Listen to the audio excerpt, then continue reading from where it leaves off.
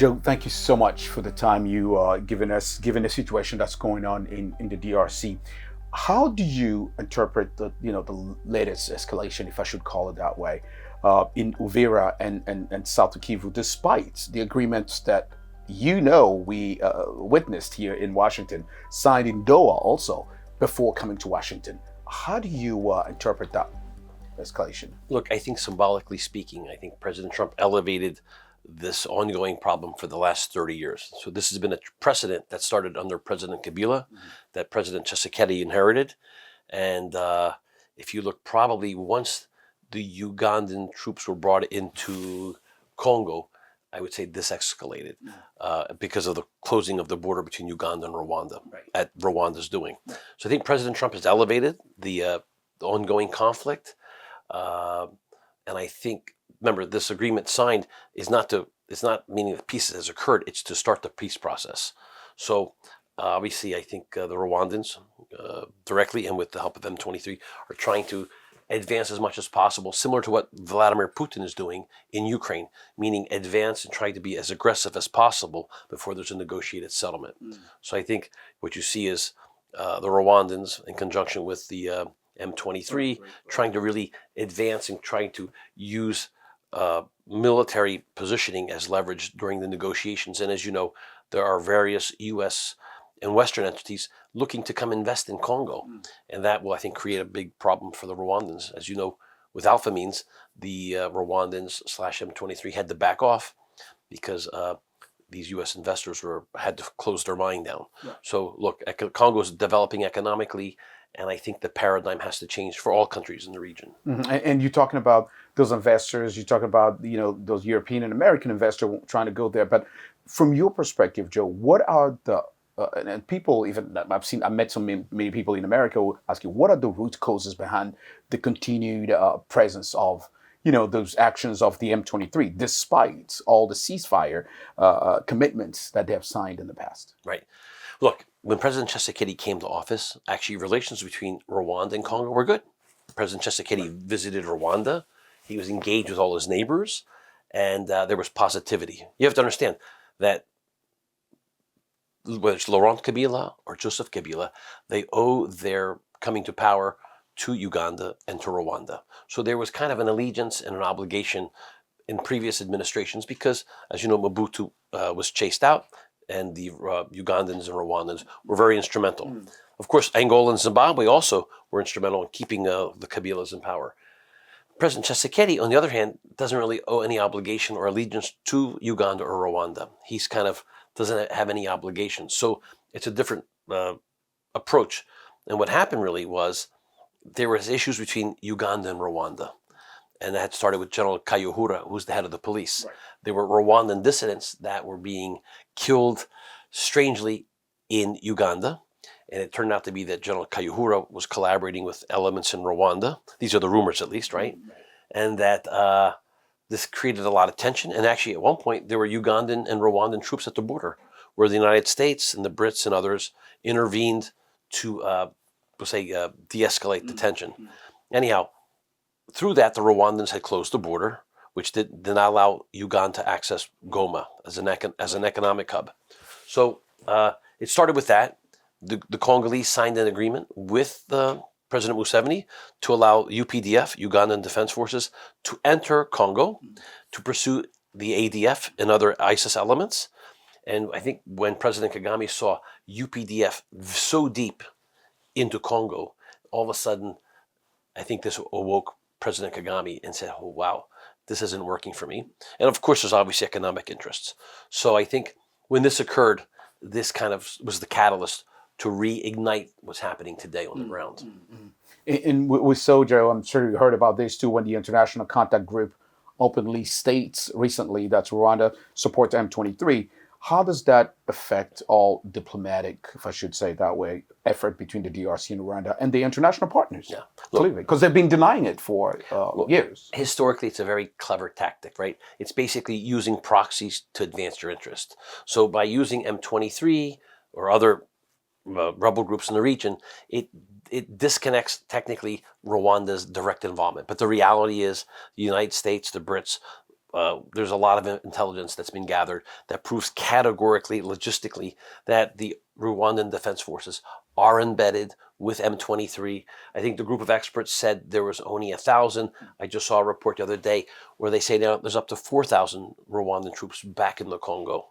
And so this whole story about M23 and whatnot, I would just have to say that they basically utilize, should we say, a quasi-disenfranchised group of Congolese, some of them which are of Rwandan ilk. As you know, that region has Hutu, Tutsi that go back and forth. Some call them Interahamwe. The long and short of it is, look, whether you go to Uganda, Rwanda, Burundi, there are people who live on both sides of the border.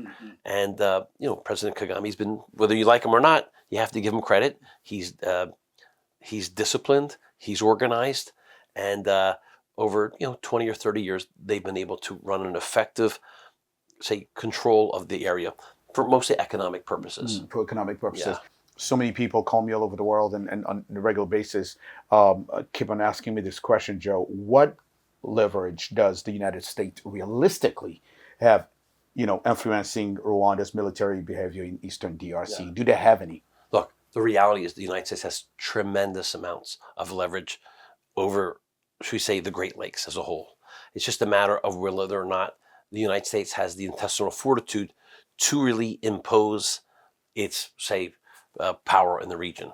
At the end of the day, look, President Obama had made calls before in the past to President Kagame to get them to back off. The same can be done with the Trump administration. Now, Trump has barely been in office a year. It'll be sometime in January that they've had a year. I think what President Trump has done in 1 year in Africa, most administrations don't do in the course of 4 years. So I think they're ramping up. I think the elevating of this conflict to the White House level, at the presidential level, really now will create, should we say, direct accountability. So the agreement was just signed. The Rwandans are clearly in direct violation. I've met with people in Congress, the National Security Council. Everyone's fully aware. Actually, as we speak now, there are meetings going on in the White House to determine what's the best course of action to deal with these violations in terms of what Rwanda is doing. And like I said, if the United States wishes to, it can make life very, very difficult for anyone in the region, if they like, particularly Rwanda, who heavily depends on U.S. assistance.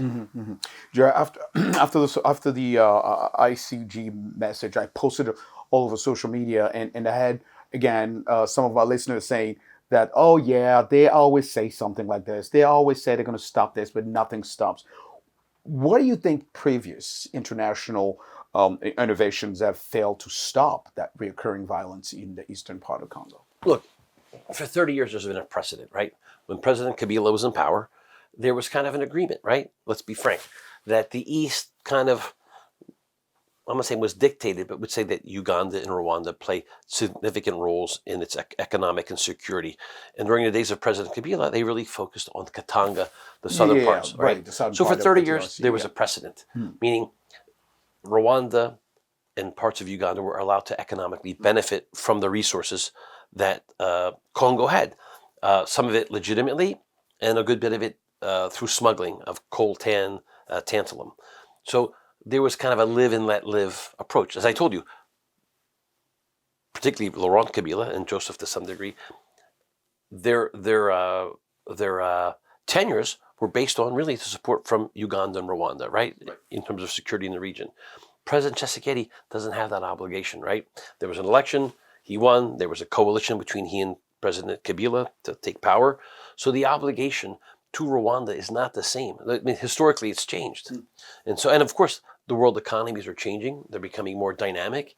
And if you look at the recent incident, really, in Walikale, where Alpha Mines, a U.S. company that mines 8 to 10% of the world's tin, when that mine was shut down, the Trump administration was explicitly involved in telling Rwanda and M23 to back out of the area. The price of tin came down again. The stock price of Alpha Mines stabilized, and you saw the M23 back off. So it was direct economic interest that actually created this impetus for Dr. Boulos and the administration to get involved. And look, let's be honest. The demand for strategic and critical minerals today is immense. Congo is the Saudi Arabia of Africa in terms of these minerals. And so there's going to be Western investment coming in, competing with China. And so it's really in the West's interest. The only beneficiaries of instability in Congo are the Chinese. So if there's stability, that allows other Western investment to come in and levels the playing field. Let's get to the security and military dynamic. The statements of the CGC also highlights the use of attack drones and suicide drones, whatever. How does this technological escalation change the regional security landscape? Given that all these other countries also around the DRC and Rwanda involved. Now, look, look, in terms of drones and this new technology, it's changed the complete landscape of warfare throughout the world, right? So in the past, Western countries used large, expensive platforms, right, which benefited large defense companies, whether they were U.S., French, or British. And today, you can have these cheap platforms that can create deadly impact. So it's really now what it's allowed. It's allowed democracy in on the battlefield, meaning the underdog can now compete with the so-called designated So there's brought a lot of parity onto the playing to the battlefield. Joe, what concrete steps in your opinion should be taken to guarantee Rwanda's withdrawal as demanded by the resolution that they have to withdraw from that? What do you think the concrete steps should be taken? I think in your opinion, the U.S. has to. I think the United States has to come in and bring in ISR assets. When I mean ISR assets, that means we have to bring in satellite technology and also drones to come and monitor communications and movement on the battlefield. Hold those who are accountable. Look, for the Rwandans, I think they're having a difficult time. But the reality, at this moment, is like he say, she say, he say, he say. But if we fly assets in the area with ourselves and the allies, I can assure you, you can categorically see who's moving what where. And the United States is currently doing that right now. As we speak, there are satellite assets being deployed, reporting on the situation. Look, there has to be a new paradigm in the region, right? Look, war and instability allowed for the looting of resources from Congo, right? You had a genocide, right? Just like you had in World War II with the Jews, you had a major genocide of the Bantu population in Congo. It's a modern day genocide, which no one talks about, right? All because of really economic exploitation. So there's two ways to approach the exploitation. Continue to have instability, right, which benefits China, or do you find a way that you have regional economic integration, meaning that, listen, things do work in Rwanda, right? So the reality is, if you're developing various mineral assets in Congo, look, Rwanda has some good infrastructure. We can't deny completely that the Rwandans are effective. I mean, you go there; it's a very clean place. They've done well, but the idea is, if they were to spend less money on guns and more money on building roads and infrastructure, I think you'd see the entire region flourish. You look at Goma. I mean, it's a city that runs on its own, and it's all based on business. So I think there's a lot of opportunity, but I think they've got to change the mentality that guns are the way to exploit. It should be building roads, bridges, infrastructure, banking. And I think over time, Rwanda, Uganda, Burundi, Congo will all benefit economically. But the model of using violence for 30 years, that's not going to work anymore. It's not working anymore. And we, getting back, you and I were talking before this interview on the agreement here in Washington. Why are the Washington Agreement of December 4th that you and I witnessed again, and the Doha one, the declaration, not producing the experts' stability on the ground? Because what we've learned as the agreement was being signed, there were people being killed. In the Eastern I have to say, look, I like the Qataris, but I think, to be frank, the ball was dropped in Doha, frankly. I think, as much as I understand the Qataris want to be perceived and being involved with regional peace, I think we should have rolled M23 into the bilateral talks in Washington, so it would have been one package deal versus having two different agreements. Somebody mentioned that, why M23 was not involved in it. And I'm not too sure really why. I know the Qataris have interest in Congo and Rwanda economically. They obviously have the means and are trusted, and they're very involved in other parts of Africa. But for whatever reason, and I don't have the answer, I think probably in hindsight, right, it probably would have been better to have included the M23 in the agreements in Washington to hold them more accountable. So and I have to go back and study this a little bit, but the reality is that I think that may have been a blunder because they really are, proxies for Rwanda. Right. And to hear what you said before and now, it sounds like you believe in monitoring somehow and enforcing the mechanism with the Doha and Washington agreement, right? That's Correct. very important to see that.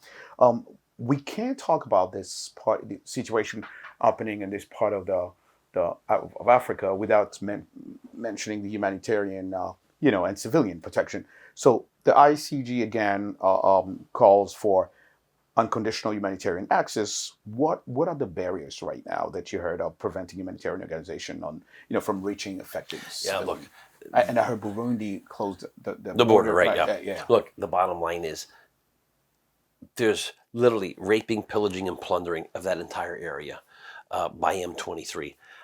I think it would be very difficult and very dangerous for a lot of NGO groups to come in there and try to stabilize. I mean, as you know, the UN pulled out of the area. The Italian ambassador, as you know, several years ago was killed. Yes. So, like I said, if an ambassador can be killed on the front lines, imagine what can happen to someone working in humanitarian efforts. So, I think it's going to be very difficult to. And there's, like I said, there's issues of starvation, access to water, medical care. So it's pretty serious. Pretty serious. How might this renewed conflict impact stability again in the Great Lakes region, especially given that Uvira, as you're telling me before, it's close to the Katanga, and Uvira is close to Burundi as well, right. and Burundian are not happy at all, knowing that it's close to at the door of Burundi. So when you look at the whole issue of Uvira, right, there's several reasons for it. So the Rwandans support a group called the Red Tabarna, I forget how you pronounce it. Yeah. They're obviously in opposition to the government of Burundi, right? So they support those rebel groups within M23. So positioning themselves. See why that's dangerous for them, right? So and what you do is, remember, the Burundians had a joint agreement to co-work with the Congolese in that area, right? So there were Burundian and Congolese troops working in the area. And by coming into Uvira, you split the supply lines. So now you've got Burundian troops on one side of the border and other Burundian troops, not saying trapped, but the cut off from the other part. So from a logistics point of view, it's a very smart move. And it allows Red Tabara to operate within Uvira to target Bujumbura. From there, you would go, obviously, this is a playbook that Laurent Kabila did. You go to Kalimi and from there to Katanga. I don't think the United States would support the proactive overthrow of a democratically elected government by a neighboring country. I don't think Angola probably would like it, even Zimbabwe and some others. So smart, right? You come to a point now where if you tamper with the sovereignty of Congo, are you now saying it's okay to tamper with the sovereignty of Rwanda or Uganda? Look, there's elections in Uganda. Look, the Ugandans have not been seen, right? They're quiet. Yeah, they're being quiet. They've stayed out. Right. President Museveni's actively campaigning, which says a lot. Right. So the bottom line is, I think there's a lot of interest by companies to come invest. And I think that these recent moves by M23 really undermine their own legitimacy, meaning as people want to come and invest, they're going to be seen as the obstacles.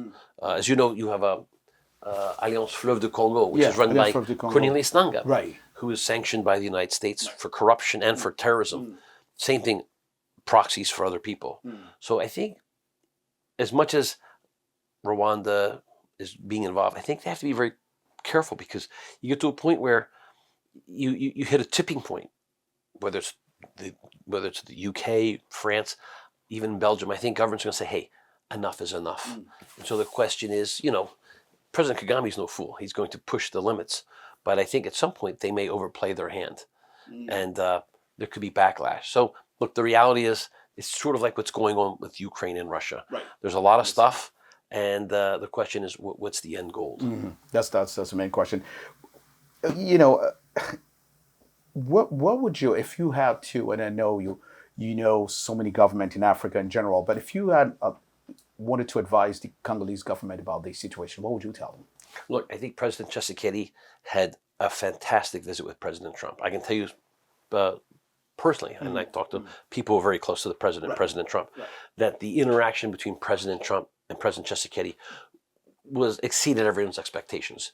There was great chemistry, and with President Trump, personality goes a long way. And if he likes you, he'll make the extra effort to make things work. So I think in that sense, there was a tremendous amount of goodwill.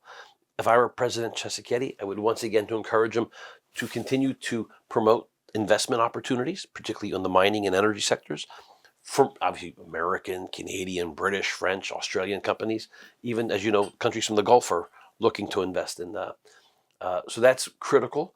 And I would engage with all the neighbors. And then I'm sure there's probably going to be some kind of back channeling, talking to Uganda and Rwanda behind the scenes. But the reality is, if there's too much damage, they may corner President Tshisekedi. And let's be honest, there's 110 million people in Congo. Yeah. Rwanda has, 13, 14 million people. There's a huge difference. So, like I said, the pendulum swings always to the extremes. Right. So the question is, when that pendulum snaps back, what does that mean for Rwanda long term? I think both countries can work and find a way to coexist, but it's got to be done with balance. And like I said, the paradigm has to change. 30 years of genocide, violence, and looting of the country. There's a smarter way to do it. And you're talking about those both country coexisting. You talk about these investors, from Canada, from the U.S. In your view, what can attract Americans or those other international business, people in the DRC and in Rwanda? And what do you think can hold them off? Well, look, in terms of mining or just development of resources, it's incredible what the region holds, right? If you go in the east, which is of interest to Rwanda, you've got coltan, tantalum, tin, the 3 Ts.